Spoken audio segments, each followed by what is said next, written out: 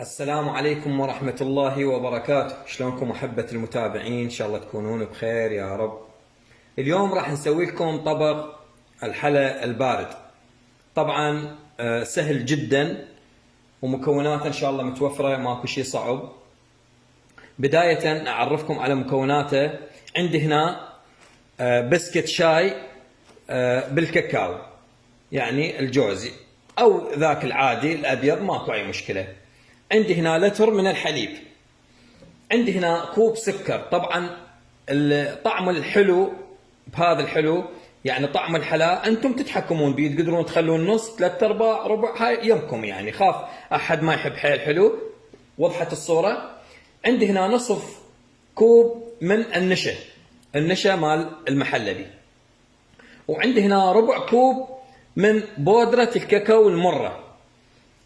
عندي هنا هذه حبوب الشوكولاتة، أنا متوفرة عندي. اللي ما عنده من هذه الشوكولاتة يقدر يشتري هاي الباكيت اللي ينباع بربع بالمحلات. وطبعا علبة قشطة، أي نوع قشطة عندك ماكو مشكلة. هنا عندي هذه فانيلا كريستال، أو تستخدمون كيس فانيلا اللي موجود بالأسواق. عندي هنا ملعقة طعام نسكافيه، مو قهوة، نسكافيه. واللي ما عنده نسكافيه يقدر يخلي قهوة. عندي هنا ملعقة طعام زبدة. طريقتها جدا سهلة. نجي بداية نراويكم شلون نضيف هنا. طبعا بداية الحليب، لتر حليب عندي قلت لكم. نضيف على الحليب شنو؟ نضيف السكر. طبعا أنا راح أضيف نصف السكر والنصف الثاني بعدين حتى أتذوق، إذا يحتاج أضيف. يعني قلت لكم هذا الشيء الحلا يمكم أنتم تقدرون تحددونه. هسه ضفت السكر، أضيف القشطة أو الجيمر. طبعا أي نوع عادي، ماكو أي مشكلة، ماكو نوع محدد. هنا أضيف هذه بودرة الكاكاو المرة اللي هو ربع. هنا أضيف هذه قهوة سريعة الذوبان، وأضيف الفانيلا، وأضيف أيضا هذه الزبدة، وأضيف النشا. كل هاي المواد ضفتها، ما عدا فقط حبوب الشوكولاتة بالأخير أضيفها، وإن شاء الله تشوفونها. هسه هذا الخليط كله نخلطه جيدا ونروح نخليه على النار إلى أن يثخن. خليكم تابعين وياي تشوفون الطريقة بالتفصيل. هنا أحبتي خليتها على النار، كل الخليط اللي سويته قدامكم راح أتركه إلى أن يثخن. خليكم تابعين ويانا. هنا أحبتي بعد أن خلطته وتذوقته، شفته بعد يحتاج سكر، ضفت له النصف الكوب الثاني اللي قلت لكم نضيف نص وبعدين نص إلا أن نتذوق. هنا أحبتي عندنا هذا البسكت اللي رويتكم إياه. شو نسوي؟ نكسره هنا بهذا البايركس. عندي هذا البايركس راح أكسر بهذا الشكل البسكت. شوفوا، مو تصفيط، يعني تكسير. تقدرون تصفطونه ماكو مشكلة، بس هو بهذا الشكل حتى يتداخل به السائل. راح اخلي بعد عليه شوية، وان شاء الله ارجع لكم على تكميل باقي الطريقة. هنا احبتي شوفوا ثخن عندي الخليط شلون صار. هسه ايش اضيف الشوكولاتة، هاي الحبوب اللي قلت لكم عليها. اذا ما عندكم من هذه اللي تنباع بالاسواق الصغيرة ابو ربع او اي نوع ثاني. هسه راح نخلطها وياه حتى ينطينا نكهه وقوام جدا لذيذ. ورجعنا لكم احبه المتابعين بعد ان كمل. شوف الصلصه شلون صارت، طبعا طعمها جدا راقي.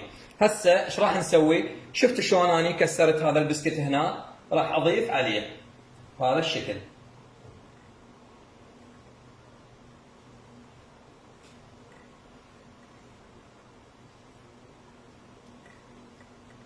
طبعا اذا طلعت عندي الصلصه كثيره، شو اسوي؟ راح اضيف بعد بسكت لانه طبعا هذا اختياري الشيء، تقدرون انتم يعني البسكت تكسرونه تخلونه مو مكسر جدا عادي.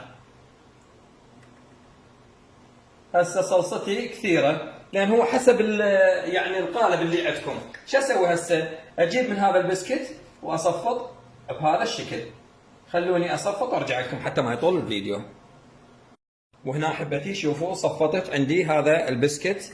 يعني طبعا البسكت هم مو محدد كميته، ايش قد تحبون تخلون ماكو مشكله. هسه راح اضيف كل الكميه اللي ظلت عندي بهذا الشكل. خلوني اكمل صبها وارجع لكم، ما اريد الفيديو يطول. ورجعنا لكم احبتي بعد ان كملنا صب الكاكاو عليه. هسه عندي هذه حبوب الشوكولاته او اي شوكولاته عندكم تقدرون تبرشونها حتى لو بمبرشه الطعام وتخلون عليها هذا الشكل. هي طبعا هسه راح تدخل للتبريد لانه هو هذا حلا بارد، يعني ما ينوك الحار الى ان يبرد. وطبعا تحبون اذا تحبون تزينونه، هذا عندكم اي مكسرات. عندي انا هذا فستق حلبي راح ازينه بهالشكل حتى ينطيني منظر وهم طعم نفس الحاله. وهذا طبقنا طبق مميز والاجواء بارده، وبالشتاء حلويات حاره، وبالصيف الحلويات يعني نحاول نختار لكم البارده. وما شاء الله تبارك الرحمن طبق مميز راقي جدا. هسه راح اخليه بالثلاجه الى ان يبرد. ورجعنا لكم احبه المتابعين بعد ان برد طبقنا لهذا اليوم الحلا البارد. وان شاء الله شفتوا شلون سهل ما شاء الله. خلينا ناخذ لنا من عنده قطعه حتى تشوفونه. بسم الله.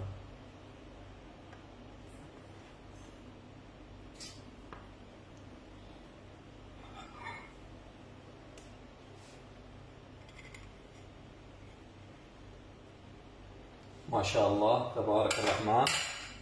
شوفوا قوامه شلون طلع، روعة ولذيذ جدا. واتمنى تجربون ان شاء الله وينال اعجابكم. ومثل ما شفتوا طريقة العمل كانت جدا سهلة، وكان هذا هو طبق مميز